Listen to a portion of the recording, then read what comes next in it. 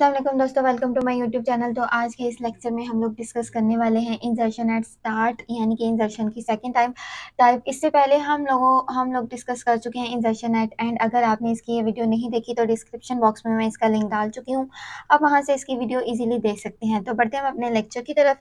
तो insertion eight start में हम कुछ इस तरह से अपनी वैल्यूज़ को इंसर्ट करते हैं कि हमारे पास एक नोड होती है, तो उसकी जो स्टार्टिंग वाली साइड होती है, हमने वहाँ से वैल्यूज़ को इंसर्ट करना शुरू करना होता है। ठीक है, इंसर्शन एट एंड में तो ये था कि हमारे पास जो इसकी एंड वाली साइड थी, इसकी टेल वाली साइड थी, हम वहाँ से वैल्यूज़ को इंसर्ट करना शुरू करते थे। लेकिन इंसर्शन एट स्टार्ट में हम ऐसे नहीं करेंगे, जो इसकी हेड वाली साइड होगी हम वहाँ से वैल्यूज़ को इंसर्ट करना शुरू करेंगे कुछ इस तरह से। ठीक है, हमारे पास ये पहली नोड होगी, जब इसके स्टार्ट से इसकी हेड वाली साइड से हम दूसरी वाली नोड को इंसर्ट करेंगे, दूसरे डाटा को इंसर्ट करेंगे, तो वो वाली जो दूसरा डाटा होगा वो स्टार्टिंग पोजीशन हमारी बन जाएगी। ठीक है, फिर इसी तरह हम लोग तीसरे डाटा को इंसर्ट करेंगे, तो जो तीसरे वाला नोड होगा वो हमारे पास स्टार्टिंग नोड बन जाएगी, वो हमारे पास हेड नोड बन जाएगी। ठीक है, इस तरह से हम अपनी जो वैल्यूज़ हैं वो स्टार्टिंग पे इंसर्ट करते हैं इंसर्शन एट स्टार्ट में। तो बढ़ते हैं इसके प्रोग्राम की तरफ। यहाँ पर मैं अपना जो प्रोग्राम है उसका स्ट्रक्चर बना चुकी हूँ। तो सबसे पहले यहाँ पर मैंने अपनी हेडर फाइल को इंक्लूड किया है। फिर यहाँ पर दूसरे स्टेप में मैंने अपनी नोड का स्ट्रक्चर बनाया है। तो स्ट्रक्चर में सबसे पहले मैंने अपनी डाटा फील्ड को डिक्लेयर किया, फिर मैंने यहाँ पर दो पॉइंटर्स को डिक्लेयर कर लिया। पहला पॉइंटर है मेरा प्रीवियस का, जो मेरी प्रीवियस वाली नोड को पॉइंट आउट करेगा, और दूसरा मेरा पॉइंटर है नेक्स्ट के लिए, जो मेरी नेक्स्ट वाली नोड को पॉइंट आउट करेगा। ठीक है, तो तीसरे स्टेप में मैंने यहाँ पर इसकी एक क्लास बना ली है डब्ल्यू के नाम से। तो इसके प्राइवेट सेक्शन में मैंने यहाँ पर कुछ फर्दर पॉइंटर्स बनाए हैं। एक स्टार्ट वाला पॉइंटर है जो मेरी स्टार्टिंग वाली नोड को पॉइंट आउट करेगा। ठीक है, दूसरा करंट वाला नोड है जो मेरी करंट पोजीशन को बताएगा। जैसे जैसे मैं अपनी करंट पोजीशन को आगे आगे लेती जाऊंगी, वैसे वैसे मेरी करंट पोजीशन चेंज होती जाएगी। ठीक है, जिस नोड पे मैं जाऊंगी वही मेरी करंट पोजीशन होगी। तीसरे नंबर पे मैंने एक पॉइंटर बनाया है टेम्प का, जो कि मेरी टेम्परेरी नोड को पॉइंट आउट करेगा। ठीक है, तो इसके प्राइवेट सेक्शन में मैंने एक कंस्ट्रक्टर बनाया है। कंस्ट्रक्टर में मैंने स्टार्ट इक्वल टू नल कर दी, यानी कि जो मेरी स्टार्टिंग वाली नोड है वो नल है। अगर तो मेरी स्टार्टिंग वाली नोड ही नल है तो मेरी पूरी की पूरी लिस्ट ही खाली है। तो कंस्ट्रक्टर के बाहर मैंने यहाँ पर दो फंक्शंस बना लिए हैं, एक इंसर्शन के नाम से, ठीक है, और दूसरा डिस्प्ले के नाम। यहाँ पर इंसर्ट के अंदर मैंने एक जो है अपनी एक एन पैरामीटर जो है वो डिक्लेयर कर लिया है। ठीक है,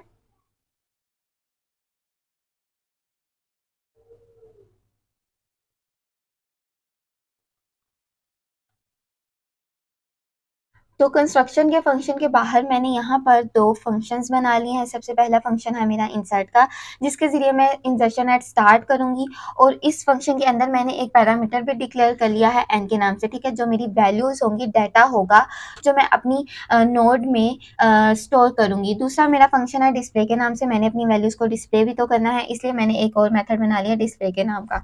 तो क्लास से बाहर आके मैं सबसे पहले तो बना लूँगी एक मेन फंक्शन। मेन फंक्शन में सबसे पहले हम अपना ऑब्जेक्ट बनाते हैं, जिसके ज़रिए हमने अपने फंक्शंस को कॉल करना है। तो जैसे ही मैंने अपना एक ऑब्जेक्ट बना लिया, तो पहले मैं यहाँ पर एक एक्स का वेरिएबल डिक्लेयर करूँगी, जो कि मेरे पास मेरी लिस्ट का साइज़ बताएगा, और दूसरा इंट एन, जो कि मेरे डाटा को रिप्रेजेंट कर रहा है यहाँ पर।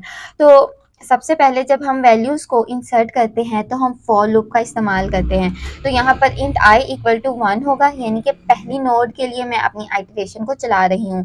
तो I less than equal to x, तो मेरी आइटरेशन वहाँ तक चलेगी, मेरी कंडीशन वहाँ तक चलेगी जहाँ तक हमारे पास आई की value less than equal to x नहीं हो जाती, यानी कि इक्वल टू साइज़ के नहीं हो जाती। साइज़ यूज़र ने हमारे पास 5, 6, 10 जो भी दिया हो, वहाँ तक ये हमारी लूप चलेगी।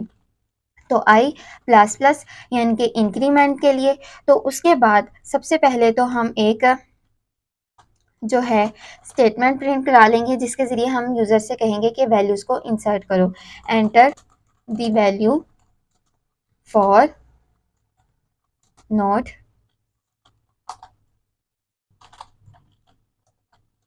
आई, यानी कि नोड आई के लिए हमने अपनी वैल्यू को इंसर्ट करना है। आई की वैल्यू हमारे पास क्या है, 1। तो हमने 1 वाली नोड के लिए अपनी जो डाटा है उसे यूज़र से लेना है। ठीक है। जैसे ही हम यहाँ पर नीचे आएंगे सी इन के ज़रिए हम यूज़र से वैल्यू ले लेंगे। तो सी इन के बाद हमने यहाँ पर अपना जो इंसर्शन का फंक्शन है वो कॉल करना है, ठीक है। वैल्यू तो हमने ले ली, अब हमने इंसर्शन के फंक्शन को कॉल करना है ताकि हम उसको इंसर्ट कर सके अपनी लिंक लिस्ट के अंदर, ठीक है। तो यहाँ पर मेरा इंसर्शन का फंक्शन कॉल होगा। यहाँ पर हम एक जो है स्टेटमेंट वो भूल गए हैं, हमने यहाँ पर यूज़र के ज़रिए इनपुट कराना था साइज़। तो enter the value, enter the size of list, ठीक है। सीन के ज़रिए हमने इसका साइज़ भी ले लिया। ये हमने जो साइज़ है अरे का वो लूप से पहले लेना है, ठीक है। तो जैसे ही हमारी लूप चलेगी, हमने यूज़र के ज़रिए अपनी वैल्यू भी इंसर्ट कर ली, हमने फंक्शन को कॉल भी कर लिया। तो जैसे ही फंक्शन कॉल होगा तो उसके बाद हमारी वैल्यूज़ इंसर्ट हो जाएंगी। तो हम यहाँ पर फॉर लूप के बाहर एक स्टेटमेंट को प्रिंट करेंगे जिसके ज़रिए हम बताएंगे कि वैल्यूज़ आर इंसर्टेड। अब यूज़र को हमने बता दिया कि हमारी वैल्यूज़ इंसर्ट हो चुकी हैं। तो जब हमारी सारी की सारी वैल्यूज़ इंसर्ट हो जाएंगी तो हम अपनी जो वैल्यूज़ हैं उनको डिस्प्ले करेंगे। वैल्यूज़ इन लिस्ट आर, उसके बाद हम यहाँ पर सीधा सीधा अपना जो डिस्प्ले का फंक्शन है उसे कॉल कर लेंगे। तो यहाँ पर हम देखते हैं कि जब हम पहली वाली नोड के लिए अपने डाटा को इंसर्ट करेंगे तो यहाँ पर यूज़र के ज़रिए हमने वैल्यू को इंसर्ट कर लिया या इनपुट में ले लिया। तो यहाँ पर फिर हमने ऑब्जेक्ट के ज़रिए अपने फंक्शन को कॉल किया, इंसर्शन के फंक्शन को। तो जैसे ही हमारा इंसर्शन का फंक्शन कॉल होगा, हमारा जो कंपाइलर है वो मेन फंक्शन से बाहर आ जाएगा। मेन फंक्शन के बाहर आने के बाद वो जो है इंसर्शन के फंक्शन को कॉल करेगा, ठीक है। तो यहाँ पर हम इसका पैरामीटर लिख लेंगे। इंसर्शन के फंक्शन के अंदर में हम लोग यहाँ पर एक न्यू नोड बनाएंगे टेम्प के नाम से।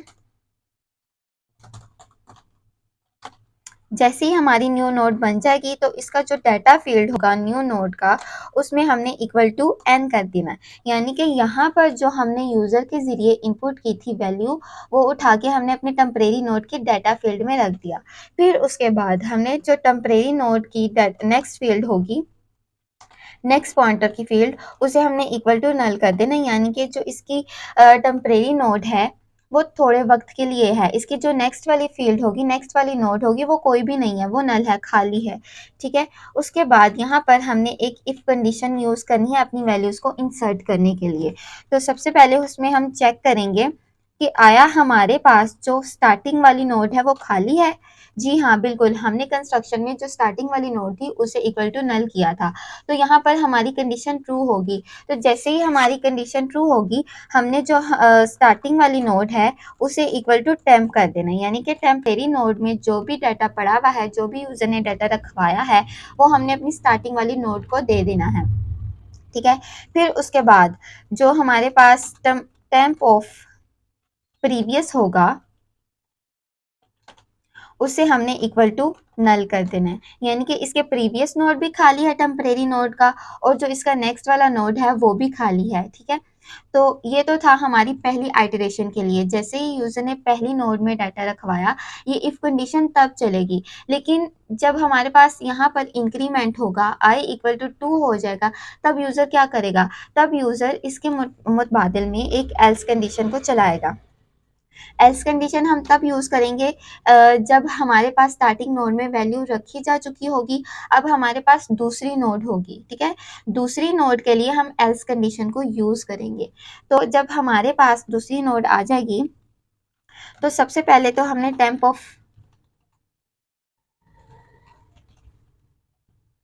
नेक्स्ट जो है वो इक्वल टू हमने स्टार्ट सेट कर देना है, ठीक है। टेम्परेरी नोड पहले हमने यहाँ पर क्या सेट की थी? नल है। वो तब के लिए था जब हमारे पास जो पहली नोड में डाटा रखवाना था उसके लिए, लेकिन अब हमने दूसरी नोड में डाटा को रखवाना है। तो जाहिर सी बात है अब हमने स्टार्ट पे इंसर्शन एट स्टार्ट करना है। तो जो हमारे पास स्टार्टिंग नोड थी उसकी स्टार्ट वाली साइड से, हेड वाली साइड से दूसरी नोड आएगी, ठीक है। तो हमारे पास जो स्टार्टिंग वाला डाटा होगा वो टेम्प ऑफ नेक्स्ट की साइड पे चला जाएगा, ठीक है। हमने यहाँ पर सेट कर दिया कि हमारे पास जो स्टार्टिंग नोड है वो टेम्प ऑफ नेक्स्ट पे चली गई है, ठीक है। इसके दूसरे स्टेप में हमने क्या किया, स्टार्ट ऑफ प्रीवियस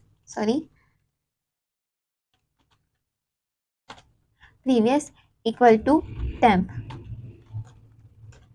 यहाँ पर हमने पहले सेट किया कि हमारे पास जो टेम्परेरी नोड का स्टार्ट है, सॉरी नेक्स्ट है, उसे हमने इक्वल टू स्टार्ट सेट कर दिया। दूसरे स्टेप में हमने बताया जो इसका स्टार्टिंग नोड, जो स्टार्टिंग नोड का प्रीवियस है उसे इक्वल टू टेम्प किया हमने, ठीक है। टेम्प के नेक्स्ट में पड़ा हुआ है स्टार्ट, और स्टार्ट के प्रीवियस में पड़ा हुआ है टेम्परेरी नोड, ठीक है। उसके बाद हमने यहाँ पर स्टार्ट इक्वल टू टेम्प कर दिया स्टार्टिंग नोड में। जो यहाँ पर यूजर ने हमें टेम्परेरी नोड में दूसरा डाटा दिया था दूसरी नोड का, वो हमने स्टार्टिंग वाली नोड में रख दिया। ये तो था हमारे पास दूसरी नोड के लिए, तीसरी नोड के लिए, और फर्दर जितनी भी नोड्स आएंगी उसके लिए एल्स कंडीशन में हमने एल्स कंडीशन को यूज करते हुए इंसर्शन करना। तो जैसे ही हमारे पास वैल्यूज इंसर्ट हो जाएंगी, यहाँ पर हमारे पास जो सी आउट में स्टेटमेंट है वो प्रिंट हो जाएगी कि हमारे पास जो वैल्यूज हैं वो इंसर्ट हो गई हैं। तो हमारे पास इंसर्शन का फंक्शन इतना ही था। अब हम यहाँ पर अपना जो है डिस्प्ले का फंक्शन कॉल करेंगे, ठीक है, वैल्यूज को डिस्प्ले करने के लिए। तो सबसे पहले तो हमने उसको बता दिया कि हमारे पास जो स्टार्टिंग नोड है वो इक्वल टू करंट है, current is equal to start. हमारी करंट पोजीशन स्टार्ट पे पॉइंट आउट कर रही है, ठीक है। अब हमने व्हाइल लूप यूज करनी है अपनी करंट पोजीशन को प्रिंट करने के लिए।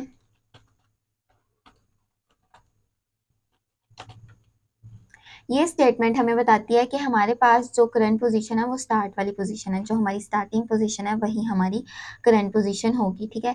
तो हमने यहाँ पर व्हाइल लूप में चेक किया क्या हमारे पास करंट वाली पोजीशन वो खाली है, नहीं, वो खाली नहीं है, उसमें हमारे पास डाटा पड़ा हुआ है, ठीक है। तो जैसे ही हमारे पास ये कंडीशन ट्रू होगी, हम नीचे आएंगे इसकी बॉडी के अंदर और यहाँ पर हम अपनी वैल्यू को प्रिंट कर देंगे, करंट ऑफ डाटा हमने प्रिंट कर दिया। और यहाँ पर हम एक स्पेस भी प्रिंट कर देंगे ताकि हमारी वैल्यूज जो हैं वो स्पेस के साथ प्रिंट हो। तो जैसे ही हमारे पास ये वैल्यू प्रिंट होगी, अब हमने नेक्स्ट वाली लाइन पे मूव करना है, नेक्स्ट वाली नोड पे मूव करना है।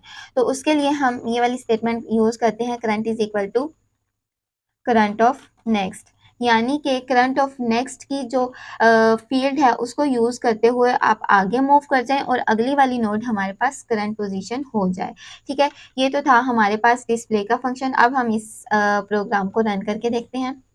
पहले तो ये हमसे एक साइज मांग रहा है, हम यहाँ पर एक साइज दे देते हैं 4। तो पहली नोड के लिए हम एक वैल्यू को इनपुट कर देंगे, ठीक है। इसी तरह हमने 4 वैल्यूज दे दी। जैसे ही हमने 4 वैल्यूज यहाँ पर दे दी यूजर को, उसने हमें बता दिया कि वैल्यूज आर इंसर्टेड, हमारी जो वैल्यूज हैं वो इंसर्ट हो चुकी हैं। फिर उसने यहाँ पर वैल्यूज को डिस्प्ले किया है। तो हमारे पास पहली वाली जो थी वैल्यू वो क्या थी, 55, ठीक है। 55 यहाँ पर डिस्प्ले हुआ। फिर हमारे पास दूसरी वैल्यू कौन सी आई, 34। 34 यहाँ पर इसकी एंड वाली साइड पे नहीं आई बल्कि इसकी स्टार्ट वाली साइड पे आके प्रिंट हुई है, ठीक है। फिर उसके बाद जो हमारे पास जो स्टार्टिंग वाली नोड हो जाएगी वो 34 हो जाएगी, 55 हमारे पास सेकंड वाली नोड बन जाएगी, ठीक है। तो यहाँ पर फिर जब हमने तीसरी वाली नोड का डाटा वैल्यू को इंसर्ट किया तो हमारे पास 12 वैल्यू आई। 12 वैल्यू हेड वाली साइड पे आके प्रिंट होगी, ठीक है, हेड वाली साइड पे आके इंसर्ट हुई। अब हमारे पास जो स्टार्टिंग वाली नोड है वो 12 हो गई, सेकंड नोड हमारे पास 34 हो गई, और जो थर्ड नोड है लास्ट वाली नोड वो 55 हो गई, ठीक है। लास्ट वाली नोड आई तो सबसे पहले थी लेकिन अब वो सबसे एंड पे चली गई है बिकॉज हमारे पास जो वैल्यूज हैं वो हेड वाली साइड पे आके इंसर्ट हो रही हैं। फिर हमने यहाँ पर चौथी वाली नोड की वैल्यू को इंसर्ट किया, वो थी 78। 78 भी इसकी हेड वाली साइड पे आई, ठीक है। हेड वाली साइड पे जब आई तो हमारे पास स्टार्टिंग वाली वैल्यू क्या हो गई, 78, दूसरी वैल्यू 12 हो गई, तीसरी वैल्यू 34 और लास्ट वाली वैल्यू हमारे पास हो गई 55। तो ये था हमारे पास इंसर्शन एट स्टार्ट। उम्मीद करती हूँ कि आपको मेरी आज की वीडियो पसंद आई होगी और समझ भी आई होगी। अगर तो आपको मेरा ये आज का लेक्चर समझ आया है तो प्लीज़ इसे लाइक करें और अपने दोस्तों के साथ शेयर करें और सब्सक्राइब करना मत भूलिएगा ताकि आइंदा आने वाली वीडियोस आपको मिलती रहें। तब तक के लिए अल्लाह हाफिज़।